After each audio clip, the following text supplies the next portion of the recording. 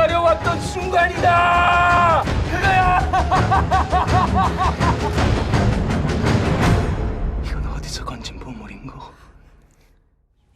네, 이건 연산군 말기에 조선시대 3대 간신으로 알려진 임사홍, 임승재 부자가 두 부자가 이제 왕의 마음을 들기 위해서 왕에게 채홍을 이렇게 하도록 권유하고 실제 2년에 걸쳐서 이제 전국에서 10,000명의 미녀들을 징집하고 향락과 쾌락 속에서 연산군이 말년을 맞이하게 되는데요. 그 큰 역사적 맥락의 이야기를 간신의 시점에서 어떻게 일이 진행되었으며 어떤 고통들이 있었고 어떤 비극적 결말이 생겨났는지를 바라보는 영화입니다.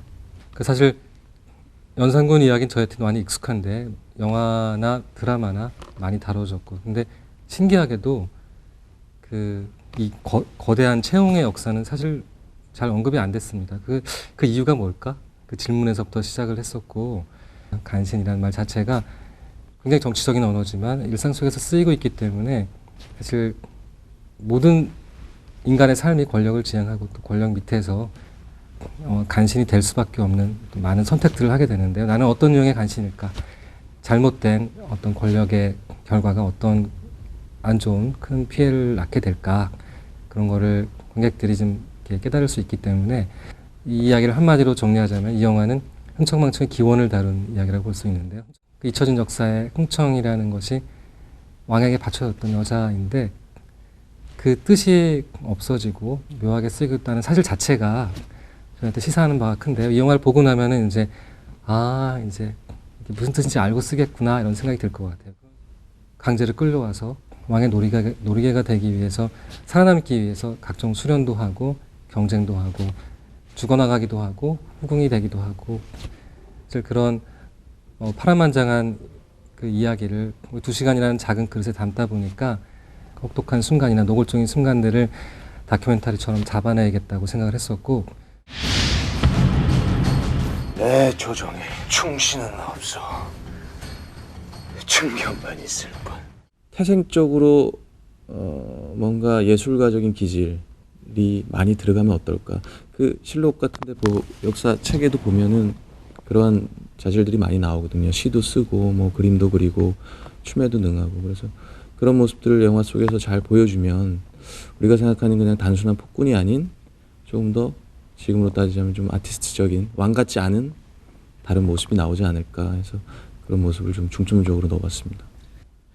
저희가 알고 있는 연산군이 폭군이 되는 이유는 사실은 어머니 패비윤 씨에 대한 또 어머니를 회의시킨 거에 대한 분노, 또 아버지에 대한 열등감이거든요. 저와 감독님이 연산군을 해석한 건 물론 그런 일 때문에 폭군이 돼 가지만 선천적인 그냥 태어나면서 태생적인 결함이 있으면 어떨까라는 생각을 좀 해봤어요. 이 상처, 보시기에 상처 같지만 저는 붉은 반점을 설정을 한 거거든요. 그래서 좀 시각적으로도 그런 모습들이 표현이 됐으면 했습니다.